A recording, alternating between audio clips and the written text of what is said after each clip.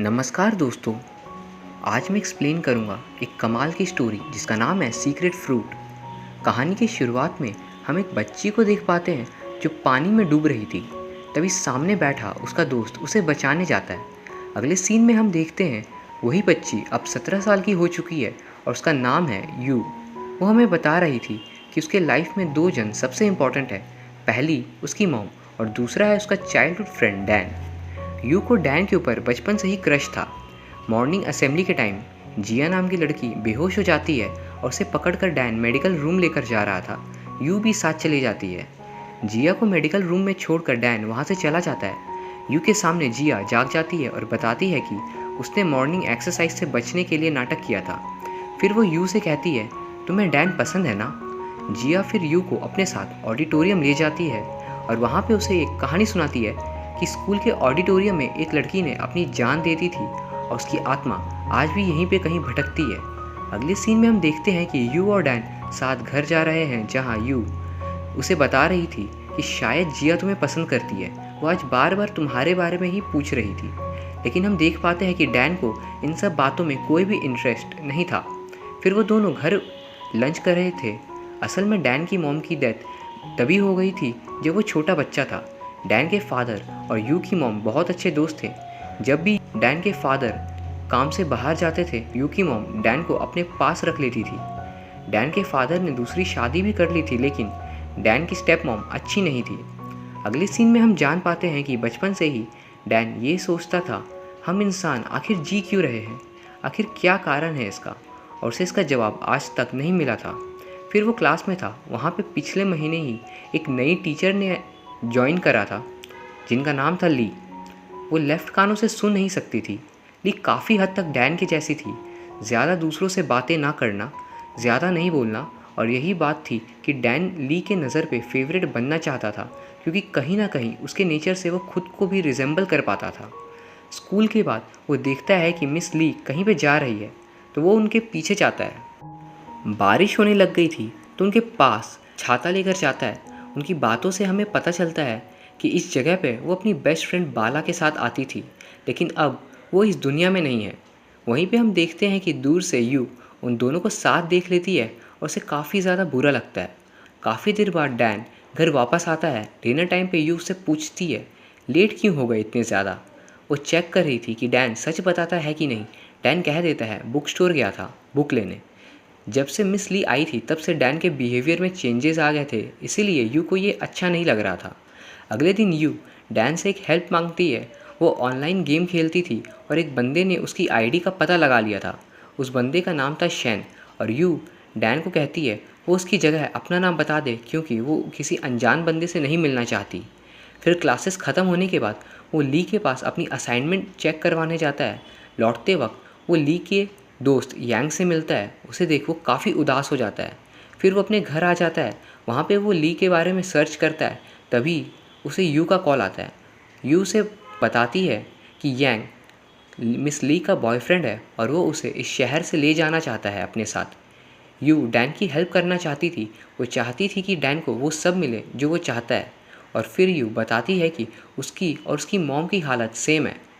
पहले उसकी मॉम को डैन के फादर से प्यार था, लेकिन वो उन्हें ये बता नहीं पाती, और अब यू को भी वही हालत है। कुछ दिन बीत जाते हैं और मिस ली स्कूल नहीं आ रही थी। लंच टाइम पे डैन शैन को बता देता है कि उसके साथ बात करने वाला वो नहीं था बल्कि यू थी। यू ये जानकर शैन और डैन दोनों पे बहुत ज़्यादा नाराज़ हो जाती है। वहीं पे जिया आकर यू से कह रही थी, चलो चेक करते हैं कि डैन तुम्हें पसंद करता भी है या नहीं। वो डैन को कहती है, मैं जानती हूँ कि मिस ली इतने दिनों से क्यों नहीं आ रही, और वो उसे अपने साथ ऑडिटोरियम ले जाती है। और वो यू से कहती है कि तुम ऑडिटोरियम पे छिप जाना। उसने यू से कहा था कि अगर आज डैन ने मुझे किस कर लिया तो वो तुमसे प्यार नहीं करता, और नहीं किया तो समझ लेना कि तुमसे प्यार करता है। और जिया डैन से कहती है, पूरी बात जाननी है तो मुझे किस करने दो। और डैन उसे दूर कर रहा था, लेकिन उसे किस कर ही लेती है। ये देख यू ज़ोर से चिल्लाती है। तभी रास्ते पे शैन उससे बात करता है और दोस्ती करने की कोशिश करता है। घर पे यू अपनी मॉम को डैन के डैड से बात करता सुन लेती है। डैन के डैड काफ़ी दिनों से घर वापस नहीं आए थे और उन्हें आने में और ज़्यादा टाइम लग सकता है, इसीलिए यू की मॉम पैसे देती है यू को ताकि वो अगले दिन डैन को ये पैसे दे दे। तभी यू अपने मन में सोच रही थी कि वो अपनी मॉम के जैसी नहीं बनना चाहती। वो चाहती है कि जिससे वो प्यार करे वो बंदा भी उसे वैसा ही प्यार करे। अगली सुबह डैन देखता है कि उसकी स्टेप मदर उसके घर को बेचने के लिए कस्टमर को दिखा रही है। ये डैन को अच्छा नहीं लगता और वो उन लोगों को जाने के लिए बोल देता है। स्कूल के बाद डैन उसी नदी के पास खड़ा था और बारिश में भीग गया था।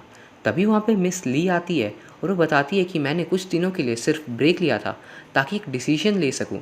उसे वो अपने घर लेकर जाती है ताकि वो खुद को सुखा सके। घर पे ली उसे सीक्रेट बताती है। वो अपने लेफ्ट कानों से सुन नहीं सकती थी। वो वापस लौट रहा था तभी उसे यांग मिल जाता है। वो पूछता है, आखिर तुम हर समय ली के पास ही क्यों मिलते हो मुझे? उन दोनों में बातें हो ही रही थी तभी ली आती है। डैन ने अपने फ़ोन को गलती से ली के वॉशरूम में छोड़ दिया था। वो उसे फ़ोन दे देती है। उसमें यू की मदर का फ़ोन आया हुआ था। अगले सीन में हम देखते हैं कि यांग, ली और डैन यू के मदर के बताए हुए जगह पर जाते हैं। वहाँ पे उसके फादर ने नशे में किसी इंसान के गाड़ी का नुकसान कर दिया था। डैन को गुस्सा आता है ये देख कि उसके फादर पे कोई हाथ कैसे उठा सकता है, पर यांग उन लोगों को पैसे देकर भगा देता है। अगले सीन में हम देखते हैं कि यू जब घर वापस आती है तो वहाँ पर डैन की स्टेप मदर थी। वो उस पर बहुत ज़्यादा गुस्सा हो रही थी। पिछले कुछ समय से डैन के फादर अपने वाइफ के साथ नहीं रहते थे और बाहर रह रहे थे और इसलिए डैन की स्टेप मदर इसका दोषी यू की मदर को ही दे रही थी, क्योंकि जब भी डैन के फादर को कोई काम होता था वो यू की मदर को ही बताते थे, अपनी वाइफ को बिल्कुल नहीं बताते थे।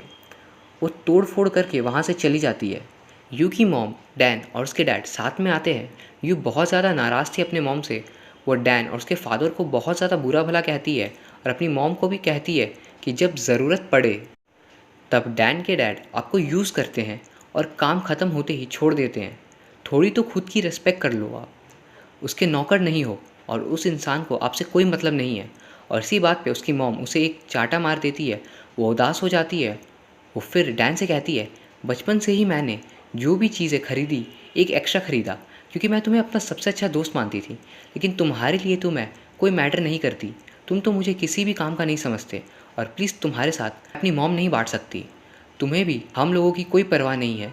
जब ज़रूरत पड़ती है आ जाते हो और उसके बाद भूल जाते हो। डैन उसे समझाने की कोशिश करता है लेकिन वो नहीं सुनती है और ख़ुद को एक कमरे में बंद कर लेती है। रात को डैन अपने फादर को देख एक ही बात कह रहा था, चाहे जो हो जाए मैं खुद को इनके जैसा कभी नहीं बनने दूंगा। मैं अपनी फैमिली को कभी परेशान नहीं होने दूंगा। सुबह डैन और उसके फादर की बातों से हमें पता चलता है कि डैन के फादर ने बहुत लोन ले रखा था और इस बात के कारण उसकी स्टेप मदर को परेशानी झेलनी पड़ती थी। इसीलिए वो घर को बेचने की कोशिश कर रही थी। घर पे डैन को एक लेटर मिलता है जिस पे उसकी स्टेप मदर ने माफ़ी मांगी थी। वो कह रही थी कि मैं इस घर से जा रही हूँ और अब कभी परेशान नहीं करूँगी। और इस पे वो अपनी लाइफ की सारी सेविंग्स रख कर चली जाती है डैन के लिए। यहाँ हम ये जान पाते हैं किसी की कोई गलती नहीं थी। गलती थी तो सिर्फ डैन के फादर की। वो अपनी रिस्पॉन्सिबिलिटीज़ अच्छे से पूरा नहीं कर पा रहे थे। अब डैन कंफ्यूज हो गया था वो कितना गलत था अपनी स्टेप मदर के बारे में। अपनी दोस्त यू को भी अच्छे से ट्रीट नहीं करता था। उसे भी अपनी गलती समझ आ रही थी। अब कुछ समय बीत जाते हैं। गर्मियों की छुट्टियां आकर ख़त्म भी हो चुकी थी। यू ने साइंस ब्रांच को चूज़ कर लिया था और डैन ने ह्यूमैनिटीज़ पे था। उन दोनों के बीच दूरियां बढ़ गई थी और अब उन दोनों में बातें भी नहीं हुआ करती थी। घर लौटते वक्त डैन को जिया मिल जाती है। वो उसे अपने साथ एक बार में ले जाती है और उस बार का मैनेजर जिया का दोस्त था, तो जिया डैन को उस पर जॉब दिलवा देती है। डैन सीक्रेटली वहाँ पे जॉब करने लगता है बिना किसी को बताए। कुछ दिनों में ये खबर फैलने लगती है कि डैन और जिया स्कूल के पास वाले बार में रेगुलरली जाया करते हैं। आखिर क्या बात है? यू को लग रहा था कि बार में रेगुलरली जाने से कहीं डैन बिगड़ ना जाए, पर वो कुछ नहीं करती। स्कूल के बाद वो शेन के साथ घूमने चली जाती है। वहीं दूसरी तरफ हम देखते हैं कि डैन बार पे काम कर रहा था तभी जिया उसके पास आकर बैठ जाती है और उससे बहुत बातें करने लगती है। उससे बातें कर वो एक बात सीखता है कि लाइफ में कभी भी किसी चीज़ को ग्रांटेड नहीं लेना चाहिए। अगर आप किसी चीज़ या किसी इंसान की कीमत को नहीं समझोगे तो एक ना एक दिन वो तुमसे दूर चला ही जाएगा। और तभी उसे यू की याद आने लगती है। वो समझ गया था कि उसने यू की आज तक इज्जत नहीं करी और क्या हुआ, उसकी सबसे अच्छी दोस्त उससे दूर चली गई। वो तुरंत ही यू को वॉइस मैसेज करता है कि प्लीज़ आज रात को मेरे लिए भी अपनी मॉम से डिनर बनाने को बोल देना। डैन के मैसेज को देख यू बहुत खुश हो जाती है। डिनर टाइम पे सभी के बातों से हमें पता चलता है कि डैन के डैड ने अब पीना छोड़ दिया है और उन्होंने एक्स्ट्रा काम करके अपने कर्ज को ख़त्म कर लिया है। बाद में डैन यू से दोबारा दोस्ती करने की कोशिश करता है। अगले दिन स्कूल पे मिस ली बताती है कि वो स्कूल छोड़कर ऑस्ट्रेलिया जा रही है और अब वो वहीं पे यांग के साथ शादी करके रह जाएगी। स्कूल के बाद डैन मिस ली और यांग से मिलकर उन्हें थैंक्स बोलता है, क्योंकि डैन को ये बात समझ आ गई थी कि किसी चीज़ को पाने की खुशी क्या होती है। जैसे यू से दोबारा दोस्ती की खुशी, उसने आज से पहले किसी चीज़ को पाने की खुशी महसूस ही नहीं करी थी। अब क्रिसमस ईव को वो बार पे काम कर रहा था जहाँ पे जिया डांस कर रही थी, लेकिन खुश नहीं थी क्योंकि उसका कोई दोस्त नहीं था। तो वो उसके पास जाकर उसे कंफर्ट देता है, क्योंकि अब वो ये भी समझ रहा था कि दोस्त बहुत ही ज़्यादा ज़रूरी होते हैं लाइफ में। तभी हम देखते हैं दूर से यू उन दोनों को साथ देख उन दोनों की फ़ोटो खींच लेती है। और अगले दिन हम देखते हैं कि स्कूल अथॉरिटीज़ डैन और जिया को पनिश करती है क्योंकि स्टूडेंट्स को बार पे नहीं जाना चाहिए। उसके बाद जिया स्कूल छोड़ देती है और दूसरे शहर चली जाती है।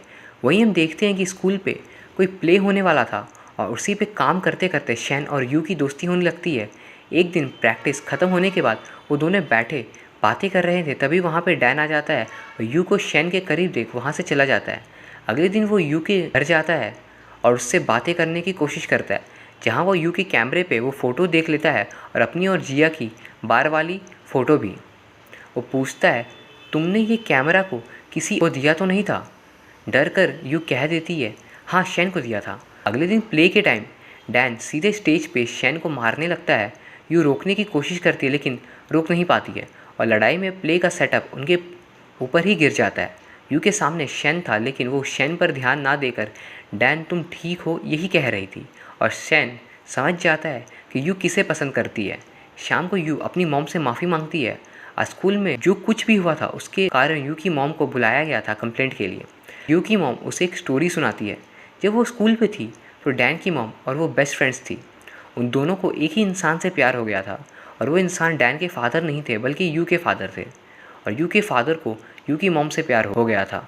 इसीलिए डैन की मॉम ने दूसरे इंसान से शादी कर ली। यू जब 2 साल की थी तब उसके फादर की डेथ हो जाती है और उस समय डैन की मॉम थी जिन्होंने यू की मॉम की सबसे ज़्यादा हेल्प की थी। वो हमेशा से उन लोगों के साथ रहती थी। इसीलिए आज जब डैन की मॉम ज़िंदा नहीं है तो यू की मॉम डैन और उसके फादर का ख्याल रखने की कोशिश करती है। वो इस बात को अपनी रिस्पॉन्सिबिलिटी मानती है। वो डैन के फादर से प्यार नहीं करती, वो तो उन्हें पहले जानती भी नहीं थी। अगले दिन यू नदी के साइड पे खड़ी होकर कह रही थी, शैन मुझे माफ़ कर देना, मैं तुम्हें यूज़ कर रही थी क्योंकि डैन मुझ पर ध्यान नहीं देता, लेकिन मैं अब अपनी गलती को एक्सेप्ट करती हूँ। और वो पानी पे जंप कर जाती है। फिर तैरते हुए वो कहती है, कभी कभी सच एक्सेप्ट करना मुश्किल होता है, लेकिन हमें सच को एक्सेप्ट कर लेना चाहिए, वरना हम ना जाने कितनी गलतियाँ करते जाएंगे और दूसरों के लाइफ के साथ खेलते जाएंगे। अगले दिन वो उसी जगह पर डैन के साथ बैठी थी और डैन उसे थैंक्स कह रहा था आज तक उसका साथ देने के लिए। अभी यू उससे माफ़ी मांगती है कि उसने ही स्कूल अथॉरिटीज़ को बार वाली फ़ोटो भेजी थी, लेकिन यहाँ पे डैन कहता है मैंने इसलिए नहीं मारा था शैन को। वो यू को रीज़न नहीं बताता है कि, लेकिन हम लोग ये समझ पाते हैं कि डैन ने इसलिए शैन को मारा था क्योंकि वो यू के साथ हमेशा घूमता रहता था। मतलब उसे भी यू उतनी ही पसंद थी और वो किसी और को यू के साथ नहीं देख सकता था। फिर हमें स्टार्टिंग का सीन दिखाया जाता है जब यू पानी में डूब रही थी। एक्चुअली उसे स्विमिंग आती थी। वो देखना चाहती थी कि डैन उसके लिए क्या कर सकता है। डैन को स्विमिंग नहीं आती थी, फिर भी वो उसे बचाने के लिए जाता है और यू ने उसी दिन डिसाइड कर लिया था कि डैन ही उसका प्रिंस चार्मिंग है। अब हम प्रेजेंट में आते हैं और अब डैन और यू के बीच सब कुछ ठीक हो चुका था और वो दोनों अब एक दूसरे को सबसे अच्छे से समझ जाने लगते हैं और यहाँ ये फ़िल्म ख़त्म हो जाती है। ये फ़िल्म से आप ये सीख सकते हो कि हम लोग कभी कभी अपनी लाइफ के सच को एक्सेप्ट नहीं करना चाहते और ख़ुद को झूठ में जीने देते हैं क्योंकि वो हमें शॉर्ट टर्म कंफर्ट देता है। झूठ से कभी भी किसी का फ़ायदा नहीं हो सकता, इसलिए जितनी जल्दी हम सच को एक्सेप्ट कर ले उतनी ही ज़्यादा जल्दी सब ठीक हो जाएगा। So that's all for today, bye.